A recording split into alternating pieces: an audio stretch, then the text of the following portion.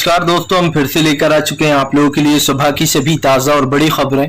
फटाफट अंदाज में एक एक कर बताएंगे आपको आज देश और दुनिया से क्या बड़ी खबरें निकलकर सामने आ रही हैं। लेकिन उससे पहले दोस्तों एक नजर डालेंगे सुर्खियों पर। प्रधानमंत्री नरेंद्र मोदी के ऊपर जमकर गरजते हुए नजर आए संजय रावत। बोले बीजेपी खरीद फरोश की सरकार चलाती है, ये खरीद फरोश की सरकार है।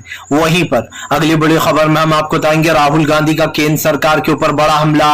बोले तेलंगाना की केसीआर की टीम बीजेपी की बी टीम है। आपको बताते चले केसीआर पे राहुल गांधी लगातार हमलावर हो गए हैं।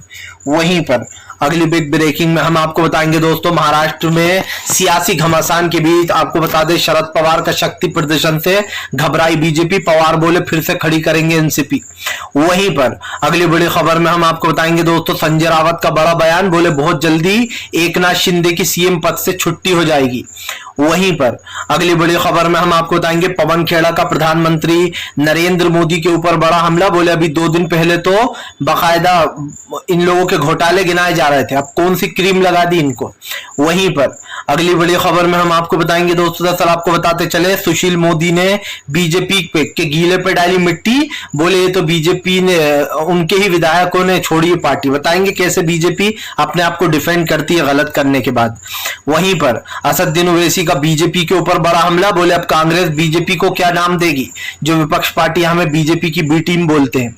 वहीं पर अगली बड़ी खबर में हम आपको बताएंगे दोस्तों दरअसल आपको बताते चले मनोज झा का बीजेपी के ऊपर बड़ा हमला। बोले फिल्म की स्क्रिप्ट मोदी और शाह ने लिखी है दिल्ली में बैठकर, ये जो महाराष्ट्र में एनसीपी की टूट हुई है। वहीं पर अगली बड़ी खबर में हम आपको बताएंगे दोस्तों प्रफुल्ल पटेल ने कहा कि जो पार्टी का नाम और सिंबल है वो हमारा है। अब आप समझिए दोस्तों जो शिवसेना के साथ किया वही अब एनसीपी के साथ कर रहा है। यहां भी ये सेम कह रहा है कि पार्टी का सिंबल और ये जो नाम है वो हमारा है। बताएंगे कैसे अब ये नाम और सिंबल छीनने की राजनीति करने लगी है बीजेपी। वहीं पर अगली बड़ी खबर में हम आपको बताएंगे दोस्तों दरअसल आपको बताते चले शरद पवार का बीजेपी के ऊपर बड़ा हमला। बोले प्रधानमंत्री का शुक्रिया करता हूं जिन लोगों ने उन लोगों को विधायकों को ले लिया जिन पर इल्जाम लगा रहे थे। तो तमाम खबरें फटाफट अंदाज में देंगे, एक एक कर देंगे। फिलहाल फिर चलिए बढ़ते हैं सबसे पहली और सबसे बड़ी खबर की ओर। दरअसल दोस्तों आपको बताते चले प्रधानमंत्री नरेंद्र मोदी के ऊपर गरजे राहुल गांधी। बोले प्रधानमंत्री इस बात का जवाब दे दे कि केसीआर और बीजेपी एक ही सिक्के के 2 पहलू हैं। बीजेपी कहीं पर भी तेलंगाना में नहीं बची है। आपको बता दें राहुल गांधी ने कहा कि बीजेपी का तो काम ही है जोड़ तोड़ करना, जोड़ तोड़ करो और इधर की पार्टी को इधर ले लो। दरअसल महाराष्ट्र का जिक्र करते हुए राहुल गांधी ने बीजेपी पर निशाना साधा। राहुल गांधी ने कहा कि जहां पर बीजेपी की सरकार बन नहीं पाती है वहां वो विधायकों के खरीद फरोश करने लगती है। राहुल ने कहा कि इस सब के बारे में प्रधानमंत्री नरेंद्र मोदी को बखूब पता रहता है।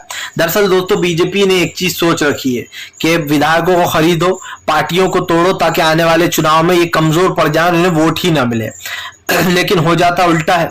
और दोस्तों आप समझिए इन्होंने कर्नाटक में भी यही किया था, लेकिन कर्नाटक में और उल्टा बीजेपी का ही लोगों ने बहिष्कार कर दिया और कांग्रेस को प्रचंड जीत दी।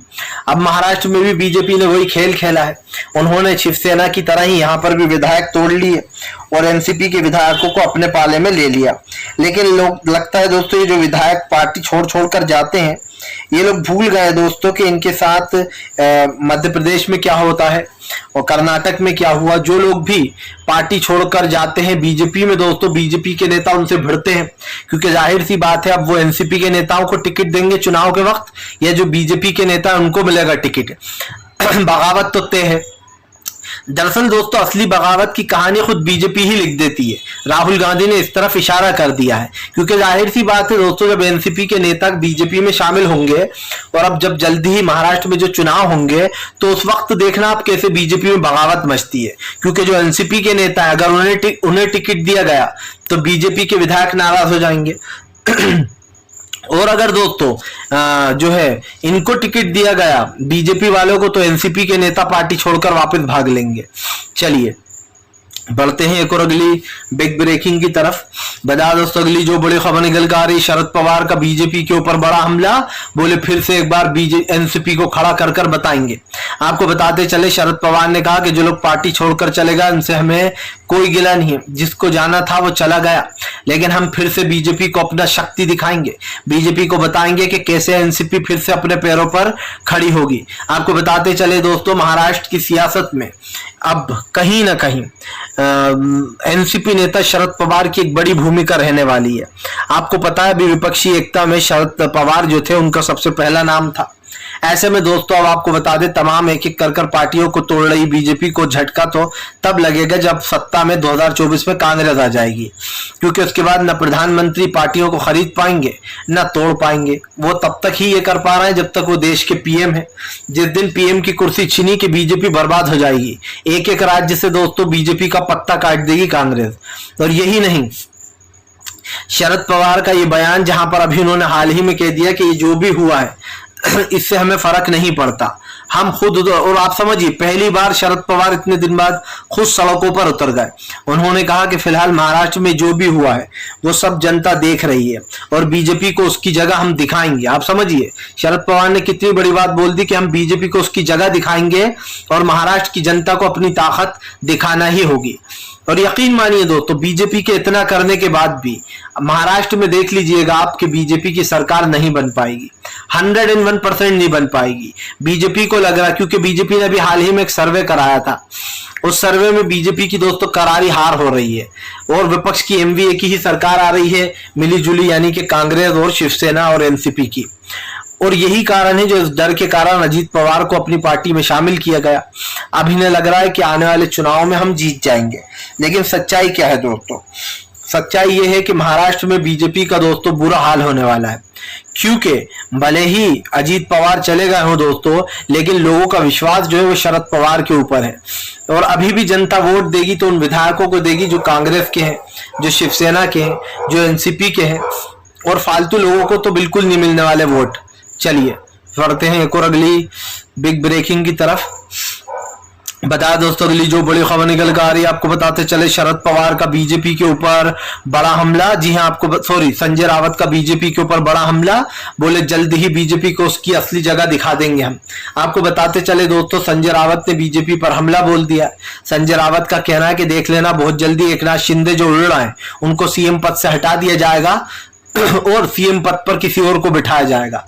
दरअसल दोस्तों आरोप यही लग रहा है कि एकनाथ शिंदे जो है उनको कुछ दिन के लिए बीजेपी ने सीएम का झुंझुना दिया है और कुछ दिन बाद जो है यहाँ पर बीजेपी उनसे झुंझुना छीन लेगी। और दोस्तों पहले भी आरोप लग ही रहे थे कि देवेंद्र फडणवीस जो है सीएम बनना उन्हें था, लेकिन एकनाथ शिंदे को बना दिया गया। लेकिन अब मामला दोस्तों पलटता हुआ नजर आ रहा है। इसलिए पलटता हुआ नजर आ रहा है क्योंकि हम आपको बताते चले, अब कयास लगाया जा रहा है कि आने वाले समय में बीजेपी को बड़ा झटका लगने वाला है।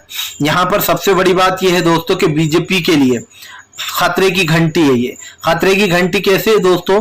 क्योंकि आने वाले जो चुनाव है, जो इलेक्शन है, उसमें बीजेपी को एक बड़ा झटका लगेगा और ये झटका कहीं ना कहीं बीजेपी के लिए आखिरी झटका मानिए आप। संजय रावत ने कहा कि बहुत जल्दी एकनाथ शिंदे को उनकी असली जगह पता चल ही जाएगी, क्योंकि बीजेपी दोस्तों जाहिर सी बात है बगावत पर उतर आई है जो विपक्ष पार्टियां हैं। ऐसे में भारतीय जनता पार्टी ने एनसीपी को तोड़कर अपने ही सर पे मुसीबत ली है। इन लोगों को लग रहा होगा कि अभी हमें इससे फायदा मिलेगा, लेकिन आने वाले आप समय में आप देख लीजिएगा कि इसका फायदा नहीं और उल्टा नुकसान होने वाला है। संजय रावत ने कहा कि बीजेपी का तो यही काम है, वो जहां पर भी जाती है विपक्ष पार्टियों को तोड़ना शुरू कर देती है। संजय रावत ने कहा कि मैंने सुना है, अब कुछ लोग कहना है पहले शिवसेना फिर एनसीपी, अब कांग्रेस की बारी है, कांग्रेस के भी कई विधायक बीजेपी उड़ाएगी। लेकिन दोस्तों मामला ये नहीं है, कांग्रेस एक बहुत बड़ी पार्टी है। कांग्रेस को अगर कोई चीट भी करता है तो जो वोटर्स हैं दोस्तों वो चुनाव के वक्त बीजेपी को मुंहतोड़ जवाब देते हैं, और यही कारण है जो कर्नाटक की जीत दोस्तों आपके सामने ही है। चलिए बढ़ते हैं एक और अगली बिग ब्रेकिंग की तरफ। बता दोस्तों अगली जो बड़ी खबर निकल कर आ रही है, असदुद्दीन ओवैसी का बीजेपी के ऊपर बड़ा हमला, कांग्रेस को भी सुनाई खरी खोटी। आपको बताते चले असदुद्दीन ओवैसी ने बीजेपी के ऊपर हमला बोलते हुए कहा है कि फिलहाल बीजेपी की तो आदत ही है जगह जगह सरकारें तोड़कर अपनी सरकार बनाने की। ये जगह जगह जाते हैं और विधायक खरीद कर अपने पाले में कर लेते हैं। लेकिन आपको बता दें ओवैसी ने बीजेपी के ऊपर हमला बोलते हुए कहा कि फिलहाल प्रधानमंत्री नरेंद्र मोदी एक तरफ जो है यूसीसी की बात करते हैं, यूनिफॉर्म सिविल कोड की, और दूसरी तरफ सरकारें गिराने का खेल चल रहा है। दोनों तरफ से जनता को दोस्तों आप समझिए बेवकूफ बनाया जा रहा है। एक तरफ तो जनता के दिए हुए वोटों का अनादर करती है मोदी सरकार, दूसरी तरफ दोस्तों वो विधायकों को खरीद कर उनको न जाने कौन सा लालच देती है। ओवैसी यही नहीं रुके, ओवैसी ने कहा कि ये तमाम विपक्ष पार्टियां हमें बीजेपी की बी टीम बुलाती थी। अब एनसीपी के नेता अजीत पवार ही बीजेपी की वॉशिंगटन कंपनी में शामिल होगा, जहां पर वो धुल के बिल्कुल क्लीन हो जाएंगे। ओवैसी ने पूछा कि अब इनको क्या बुलाया जाएगा, एनसीपी के ही नेता थे ये किसकी बी टीम हो गए। आपको बता दें ओवैसी ने कहा कि आरोप लगाना बहुत आसान है, कांग्रेस हमें बीजेपी की बी टीम बुलाती है, लेकिन अब बताइए कि जो है अजीत पवार को कौन सी टीम बुलाया जाएगा। आपको बता दें अजीत पवार के जो है सीधे शिवसेना में जाने के बीजेपी में जाने के बाद घमासान मच गया है। और सबसे बड़ी बात यह कि ओवैसी ये मुद्दा इसलिए उठा रहा है दोस्तों क्योंकि हमेशा ओवैसी के ऊपर ये आरोप लगते हैं कि वो बीजेपी के लिए रास्ते आसान करते हैं। और अगर देखा जाए तो कई बार ये हुआ है दोस्तों, कई बार लोगों ने देखा है कि ओवैसी सिर्फ कांग्रेस के खिलाफ लोगों को भड़काते हैं और बीजेपी के खिलाफ थोड़ा सा बोल के निकल लेते हैं, क्योंकि जाहिर सी बात है कांग्रेस को मुस्लिम वोटर वोट देते हैं और ओवैसी की दाल सिर्फ कांग्रेस की बुराई करने से ही गल सकती है, बीजेपी का तो कोई वोट देता ही नहीं होगा दोस्तों। फिलहाल चलिए बढ़ते हैं एक और अगली बिग ब्रेकिंग की तरफ। बता दोस्तों अगली जो बड़ी खबर निकल कर आ रही है आपको बताते चले दोस्तों, प्रफुल्ल पटेल का दावा, बोले जो पार्टी का सिंबल है और जो पार्टी का नाम है वो हमारा है, उस पार्टी का नाम और सिंबल पर हमारा हक है। दरअसल दोस्तों लोग कितने दोगले होते हैं ये आप समझिए।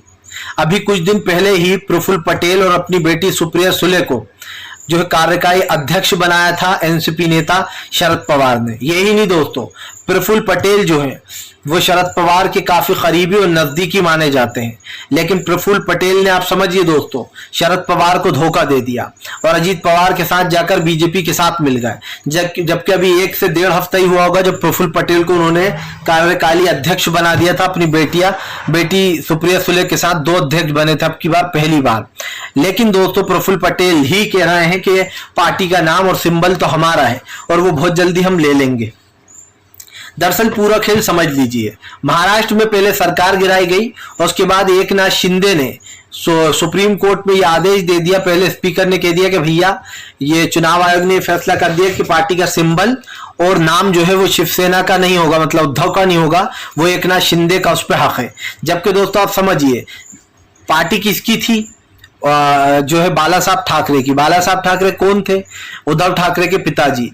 तो बेसिकली पार्टी पर किसका सिंबल और नाम पर किसका हक होना चाहिए था, उद्धव ठाकरे का। लेकिन साफ बीजेपी के जो वो थे दोस्तों, उनने चुनाव आयोग ने साफ फैसला कर दिया कि बीजेपी का होगा ये सब। तो अब यही खेल एनसीपी के साथ खेला जा रहा है, वही सिंबल और नाम का, कि भैया इनकी पार्टी का नाम और सिंबल तो हमारा है। कल को बीजेपी कहेगी ये कांग्रेस से कुछ लोग उड़ा लो कांग्रेस का नाम, और हालांकि ये तो मैं एक एग्जाम्पल दे रहा हूं दोस्तों आपको, ऐसा तो कभी हो ही नहीं सकता क्योंकि कांग्रेस तो बहुत बड़ी पार्टी है, उसको तो छू भी नहीं सकती बीजेपी। पर एक बात बता रहा हूं कि कल को ये भी कह दे कि भाई कांग्रेस का नाम तो हमारा है, तो आप समझिए कितनी बेवकूफी चल रही है।